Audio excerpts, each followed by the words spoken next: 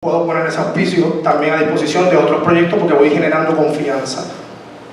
Hay factores geográficos, de aglomeración, de revitalización. O sea, cómo yo me aseguro de yo contribuir al desarrollo de espacios similares en mismo Río Piedra, inclusive de competidores, ¿no?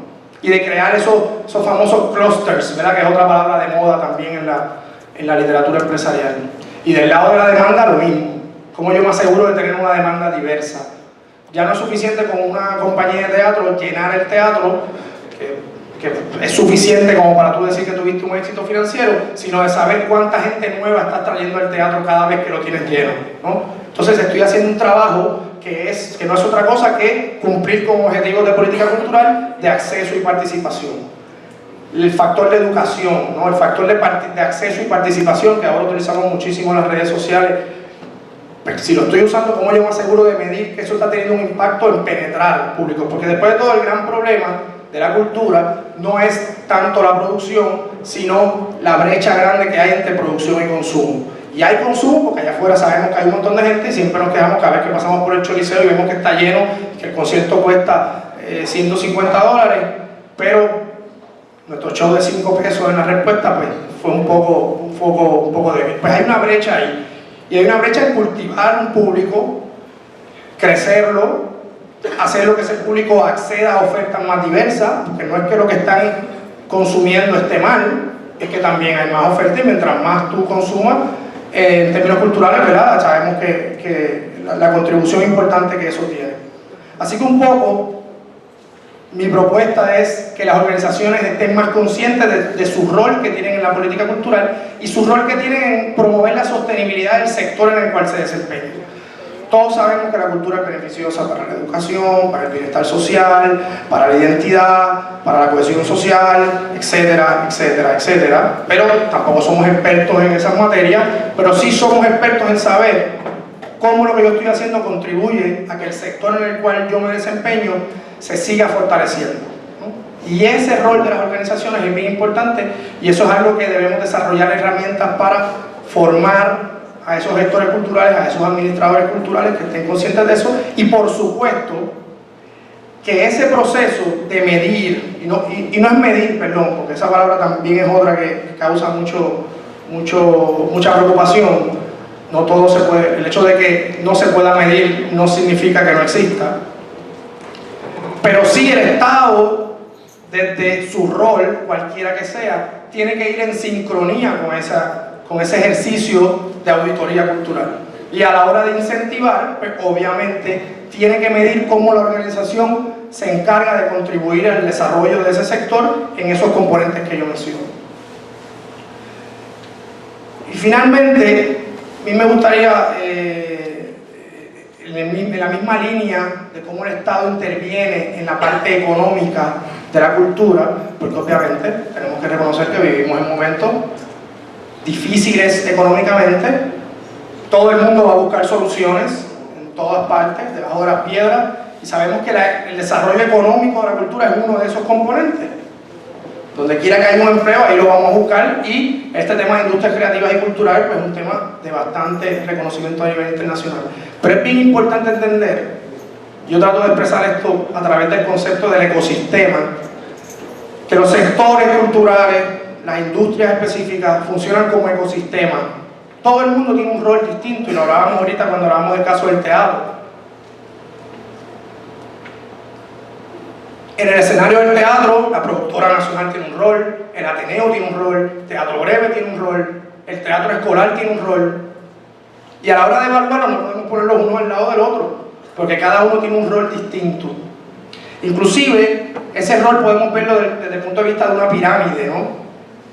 Y usualmente cuando el Estado va a querer intervenir para crear empleo, va a buscar la punta de la pirámide, ¿verdad? Esos sectores que generan riqueza y empleo. Pero como es una pirámide, realmente esa punta de la pirámide depende de una base sólida que usualmente es subsidiada y que es la que provee los insumos para que se desarrolle un sector competitivo que a su vez desarrolle sectores, ¿verdad?, que despunten económicamente. Pero si nos enfocamos únicamente en incentivar aquellas industrias que generen riqueza y empleo, obviamente no vamos a sostener la base de la pirámide y va a colapsar, ¿no? Y yo doy el ejemplo del cine, en el caso de Puerto Rico. Todo el mundo identifica que el cine es una industria que genera empleos, que genera riqueza, pero por darte un ejemplo, hay unos enamoramientos grandes entre el cine y el teatro. ¿O dónde usted cree que está también parte de la gente que trabaja en el cine cuando viene Pirates of the Caribbean y Fast and the Furious? Están haciendo técnicos en cine, en publicidad, en televisión, en otros sectores, los actores, los guionistas. Entonces tienes que entender esos elaboramientos para desarrollar el cine subsidiando el teatro, por dar un ejemplo cualquiera. Esto lo podemos ver en muchos escenarios. Porque eso, aunque son empresas que no son sostenibles económicamente sin subsidio, proveen unos insumos importantes y unas destrezas que son importantes para desarrollar ese sector competitivo, del cual algún día tendremos películas que generen ganancias. Entonces es un poco más complicado de lo que parece, es más complejo el escenario y todo el mundo tiene un rol ahí. Así que un poco eso era lo que quería discutir y justo ahora hay un proyecto de ley para incentivar las industrias creativas. Para mí es importante que tengamos claro estos conceptos de cuán complejo realmente es la actividad cultural, porque la realidad es que riqueza y empleo no se genera de un día para otro, y aunque estas industrias tienen un valor no económico muy importante, tenemos que ponerlo en contexto de cómo funcionan, cómo se debería incentivar. Gracias.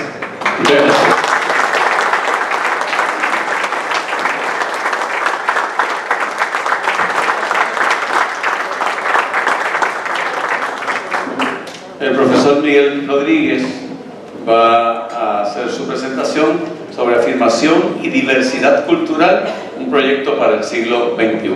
Adelante, profesor. Muchas gracias y agradezco a los organizadores por la invitación. En el programa decía un proyecto para el siglo XVI.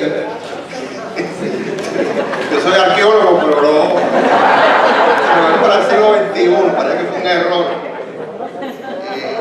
Yo creo que es muy propio que estemos hablando de cultura, y me parece, si no me equivoco, que este es el primer foro que verdaderamente se discute el tema cultural después de aquel día que nos vimos algunos de nosotros en el teatro del Museo de Arte de Puerto Rico.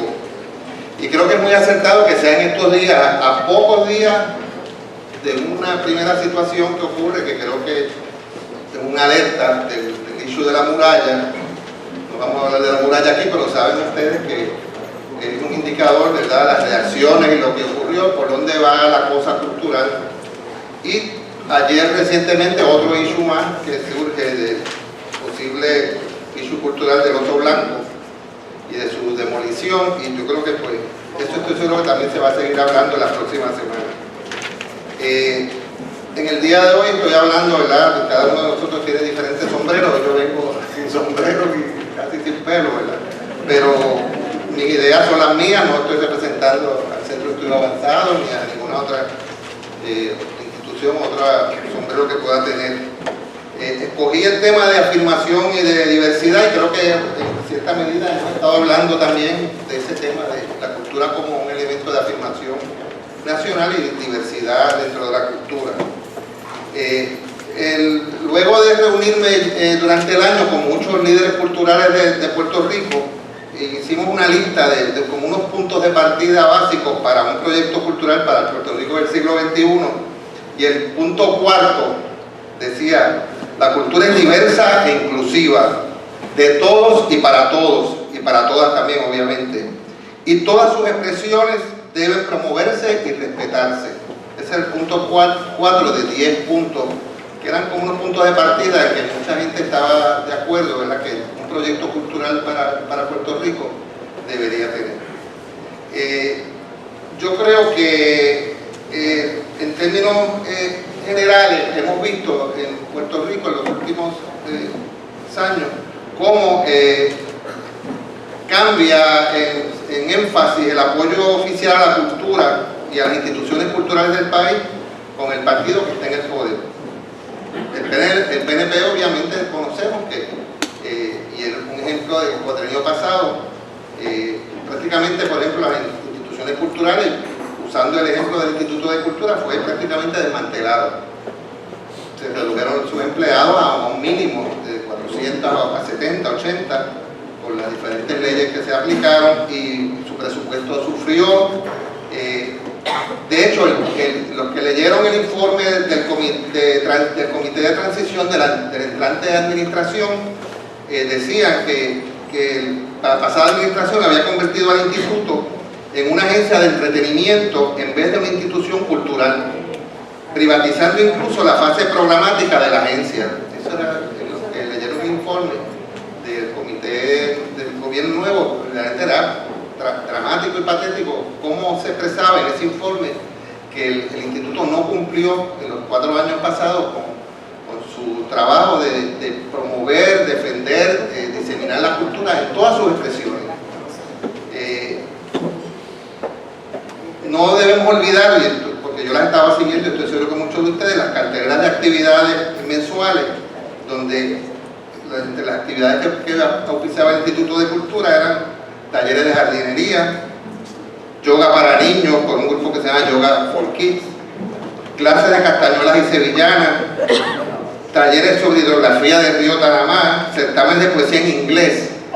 Y no digo que el yoga es excelente y los niños y la hidrografía del río Tanamá, tremendo, a mí me interesa muchísimo, pero no son, me parece que temas para donde el escaso presupuesto que se asignaba al instituto se dedicara a ese tipo de actividad, cuando realmente tanta necesidad había de apoyar otras iniciativas realmente culturales. Así que parece que tenía una particular idea de lo que era la diversidad cultural, que no es la que yo creo que queremos representar nosotros. Mucho menos tampoco el elemento de afirmación nacional, y ya vimos los ejemplos. También creo que ese desprecio en contra, ¿verdad?, del respeto a la diversidad cultural de nuestro país se demostró en la injusta distribución de los aportes legislativos. Los centros culturales que tanta fuerza tienen en la isla, y Margarita lo sabe porque ha recorrido mucha parte de la isla, y yo también, y creo que todos nosotros, mucha gente piensa desde acá de San Juan que los centros culturales no existen. La verdad es que los centros culturales de Puerto Rico han seguido sus propios caminos, desarrollándose con sus propias iniciativas, buscando fondos, ya olvidándose del instituto, buscando fondos en los municipios, desarrollando sus propios proyectos económicos para poder mantener y desarrollar sus propias iniciativas culturales. Tampoco recibieron mucha ayuda todos los grupos que podemos llamar de culturas alternativas o cultura híbrida, que mucha gente menciona. El mundo del teatro ni se diga, los performeros, los exponentes del arte urbano, los gestores individuales o grupales, decidieron en los últimos años seguir desarrollando su actividad cultural buscando sus propias avenidas. Y otro fenómeno importante que debemos velar, porque también se repite ahora nuevamente, es el favorecer aquellas expresiones del arte y la cultura que asociamos regularmente con las clases altas, con la élite social de las zonas metropolitanas y de los recintos académicos, en contraposición con la llamada cultura popular, que algunas personas dicen que eso no es cultura, eso es folclore, eso es antropología, o eso es etnografía, y no es cultura, y sabemos que eso no es así. La cultura del campo, la cultura de la costa, la cultura de la herencia taína, de todas las expresiones de cultura de herencia africana y criolla que están activas. Yo diría que es la cultura que a partir de los años 50 del pasado siglo, el instituto, con la creación del instituto y de otros organismos culturales, ocupó un espacio. No es que no existiera, es que no tenía un espacio oficial, y creo que el instituto le dio voz, le dio ese espacio que estaba vivo, ¿no? Y sabemos cómo fue la explosión del cuatro y de la música criolla en los años 60 y 70, en gran medida por el patrocinio del instituto, a que se construyeran de nuevo el instrumento, a que la música se preparara, y hay miles de personas que desarrollan cuatro, y el cuatro se siguió, y todas las festivales de música campesina. Y ahora lo señalo porque lo he notado también, creo que ustedes también lo saben, que también hay una explosión así cultural, espontánea, diría yo, de la bomba puertorriqueña. Ha habido impresionante, ¿verdad? De momento, ya que trasciende lo tradicional de la bomba, que es en algunos lugares de Puerto Rico, etcétera, y ya hay grupos de toques de bomba hasta en Jayuya, y con mucha fuerza. Creo que está pasando eso también, como pasó con la música música campesina. El ejemplo más patético me lo dieron los mismos líderes culturales de esa zona del interior cuando yo les pregunté que cuántas veces, yo me reuní en una ocasión con los líderes de Utuado, Lares y Jayuya. Le pregunté cuántas veces ha venido aquí la antigua directora, ahora antigua, a las actividades que se celebran en la montaña, que saben que son todos los fines de semana, hay 10 o 20 actividades para escoger. Y me dijo, mira, don Miguel, si esa señora nos pasara por el lado ahora a nosotros, no tenemos ni idea de quién es. Oye, pero no ha ido nunca a un festival de Jayuya, nunca a Orocovis, nada. El festival indígena que es tan importante, de la Maca, nada. Dice, pero no se pierde un concierto de la Sinfónica o una actividad de Bellas Artes. Y vuelvo y digo, y no es que eso sea malo, yo también voy, me gusta la Sinfónica y me fascina ver esos jóvenes de la Sinfónica, jóvenes con esa disciplina, ese amor por esos instrumentos, ese desarrollo que tienen también, y yo creo que eso es algo importante, pero el énfasis prácticamente total, ¿verdad?, del 90% del apoyo oficial y del apoyo económico también a los grupos de lo que llamamos la cultura de la élite, que es parte también de nuestra cultura y de nuestras expresiones culturales, pero ese desbalance yo creo que fue notable en la pasada administración y parece que va a ser también ahora en esa forma también. Cuando surge la plataforma del Partido Popular, el programa que se presenta al pueblo, pues todos esos elementos que hemos estado hablando aquí, yo creo que se coincidían. Había una expresión de la cultura amplia, de favorecer todas las expresiones de la cultura y las nuevas que pudieran haber, la tecnología, la cultura, las empresas culturales, el turismo. O sea que yo creo que era un programa bastante de avanzado. Yo creo que participaron muchas personas, antiguos directores del instituto, se utilizaron los informes antiguos que se habían hecho, el que Margarita, estoy seguro que se usó, otros informes que se habían hecho también en otras administraciones sobre el estado de la cultura, y en un sentido el compañero convocó a todos los grupos, a gran parte de los grupos culturales a Ateneo, y en cierta forma gran parte del mundo cultural puertorriqueño, el mundo cultural real, en inglés real world, el mundo real apoyó y nutrió también ese plan cultural que se presentó al país, y yo creo que pues el país lo aprobó y los grupos culturales también, en el sentido que pensábamos que iba a haber un cambio trascendental, radical en la cultura como una fuerza de afirmación nacional, como una fuerza que se iba a favorecer la diversidad de las expresiones culturales de nuestro país, que se iba a favorecer la cultura como un motor de generar empleo y trabajo, economía, etcétera. Todos estos elementos que hemos hablado en diferentes formas. Y creo que hasta por lo menos en la toma de posesión del nuevo gobernador, donde dio un discurso que realmente, si lo leen, es un discurso que se llama La grandeza del país, donde se menciona la cultura nacional, la cultura puertorriqueña, afirmar nuestra identidad. Y es un discurso, si lo leen, es verdaderamente impresionante. No sé quién lo escribió. Al punto que cuando sale el gobernador, la primera parada fue saludar a los compañeros de Ateneo. Yo estaba allí también, aunque no era del Ateneo, ¿verdad? Y había mucha gente del mundo cultural allí también, ¿verdad? Animados por esa visión que se veía, ¿no? Pero pasó enero, pasó febrero, pasó marzo, pasó abril, nada, ni un mensaje. ¿Qué está pasando? Surge la discusión pública de secretaría versus fortalecer el instituto, como que se desvía un poco la atención por estas cosas, ¿no? Se habla del empresarismo, de la industria creativa, se monta el debate cultural, y qué bueno, porque yo creo que hace falta debates culturales en todos los niveles, pero de fortaleza del gobierno, nada.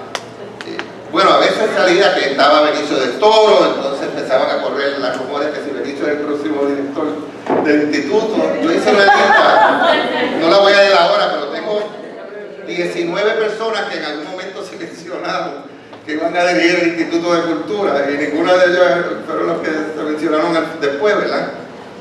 De buenas a primeras, cuando citan al Museo de Arte, y yo creo que todo el mundo dijo mala señal.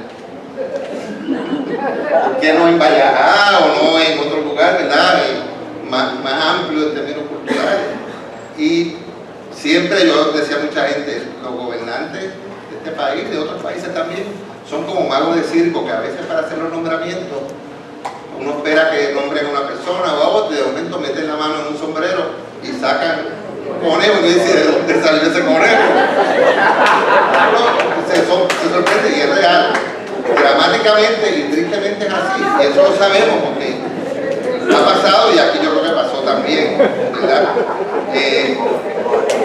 Yo no creo, son personas, y vuelvo y digo, los nombramientos que se hicieron en aquel momento de las dos comisiones, pues se nombró la Comisión Cultural, se nombró la Junta de Directores del Instituto, son personas muy cultas en su gran mayoría, pero una cosa es ser una persona culta y conocer y disfrutar la poesía o los vinos y hablar de cultura, y otra cosa es estar en el mundo cultural y estar en la brega de la cultura. Y eso se lo dije yo personalmente al gobernador en aquel día, cuando él me preguntó. No tengo problema, son personas muy cultas, muy educadas, pero eso no, el issue de la cultura puertorriqueña no es ese, no es con personas cultas, muy preparadas, sino hace falta algo más, y es lo que faltaba allí, que todo el mundo lo señaló de inmediato.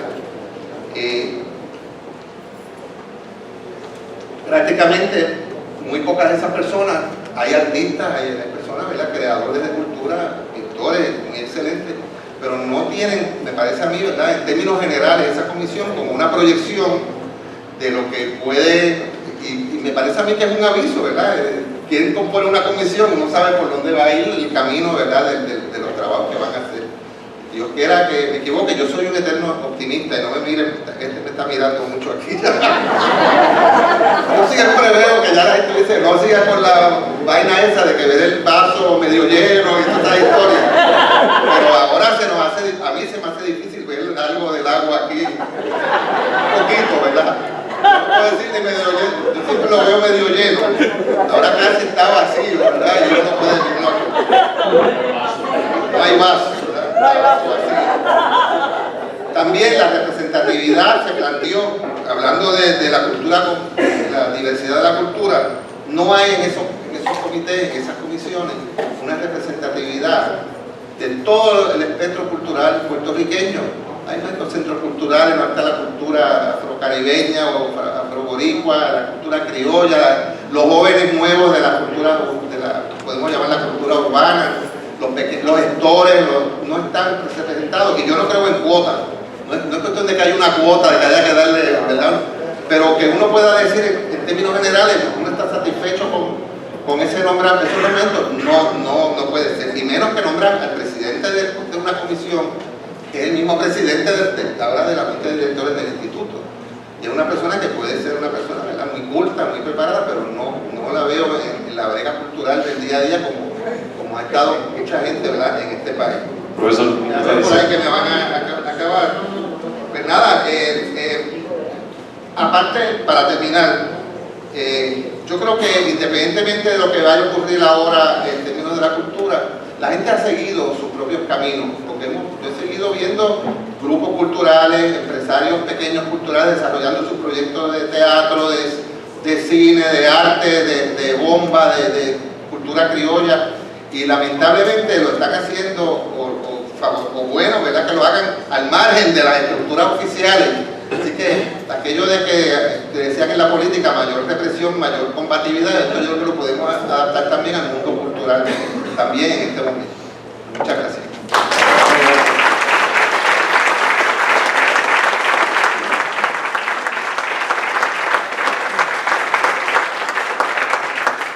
Quisiera ver cómo podemos distribuir el tiempo que nos queda para que tanto ellos tengan un momento de comentario que cierre en cierta forma su impresión, no solamente sobre lo que quería decir, sino también alguna reacción a la presentación de los otros compañeros, como también para que haya participación de las personas aquí a base de preguntas.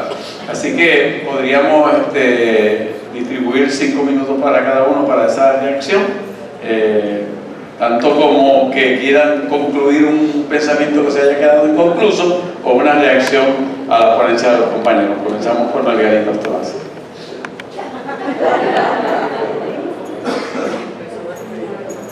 Bueno, como deseen, podríamos. Ok, pues comienza Ramón Pérez. Bueno, nada, tengo muy poco que añadir. Tengo que corregir a mi colega Margarita Ostolaza. Yo no cancelé. El micrófono. Que yo no cancelé su proyecto, mi ponencia, lo cancelaron los dos gobiernos, incluso el gobierno para el que tú trabajaste. Porque tú tienes una idea que puede resultar en muchos aspectos muy positiva, digna de considerarse. Incluso hay partes de tu propuesta que aplicadas serían muy interesantes ver sus resultados. Pero ¿cuál es de verdad el destino final de tu propuesta? Si ha caído en oídos sordos en los dos gobiernos, tanto en el PNP como en este. A ti no te han escuchado, por más buena que pueda ser tu propuesta. Si no te escuchan, ¿qué hacemos con ella?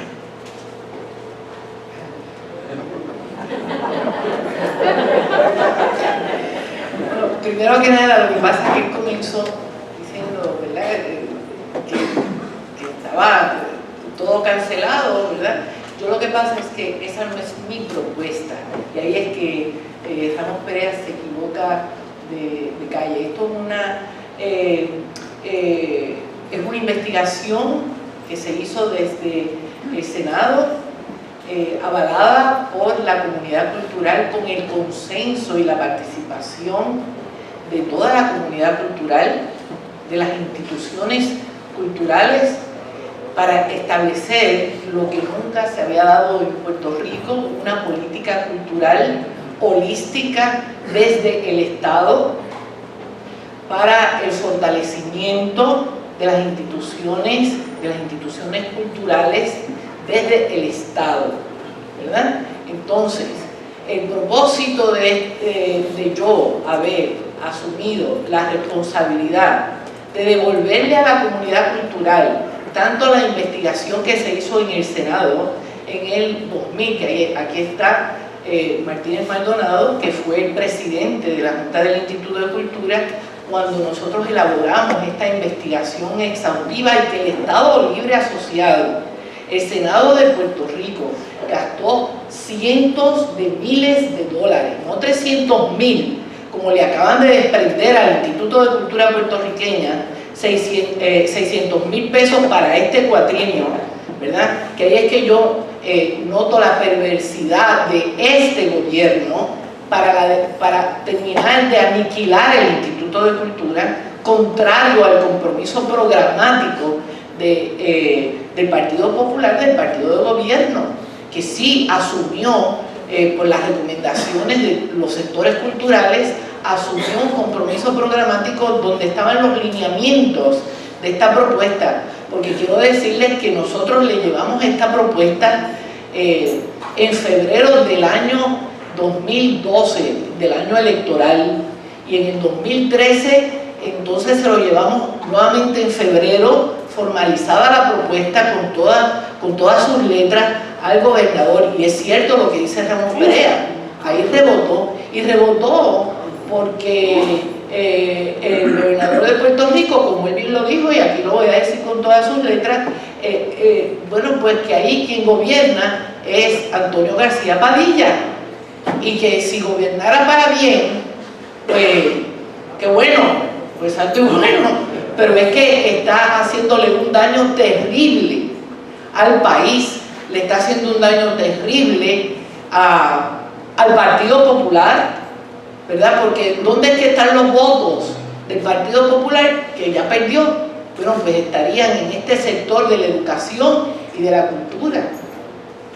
Y ese compromiso programático tenía que llevarse a cabo para lo que yo decía entonces, para la descolonización del país. El Instituto de Cultura es una de las instituciones pilares que ha creado el Estado Libre Asociado, y nadie me puede negar a mí la función tan extraordinaria que ha tenido el Instituto de Cultura en el quehacer cultural del país. Eso es inexpugnable.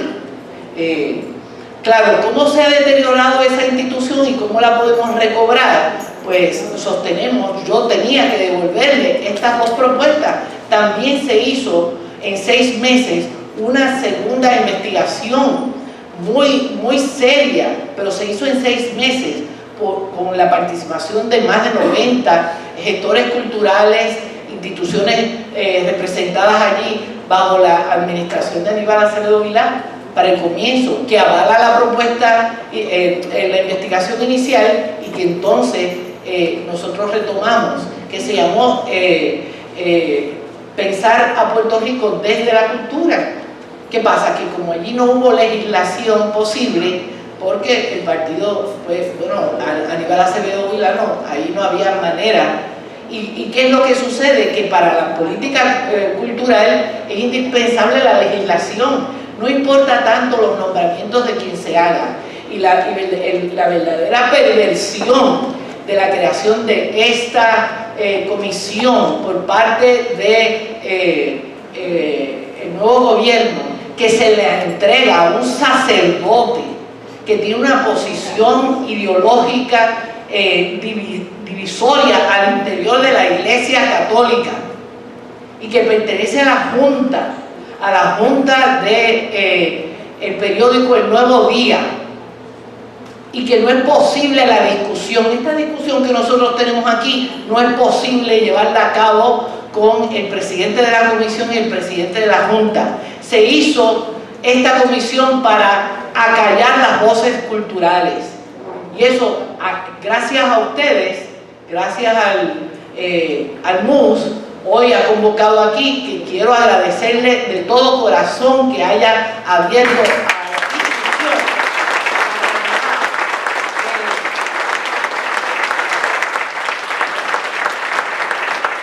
La realidad de lo que ha hecho este gobierno al nombrar a un sacerdote, y eso lo tenemos que impugnar. No es permisible que un sacerdote, imagínense que a la presidencia de la Universidad de Puerto Rico se nombre un sacerdote. Para el desarrollo de la economía y de la industria de la cultura y el turismo, se nombra a un sacerdote que tiene votos de pobreza, porque es un sacerdote franciscano. Pero ¿cómo es posible? Y aquí nadie ha dicho ni pío. La primera vez que se dice, como se dice, claro como la luz del día, es en este foro, y gracias por la invitación.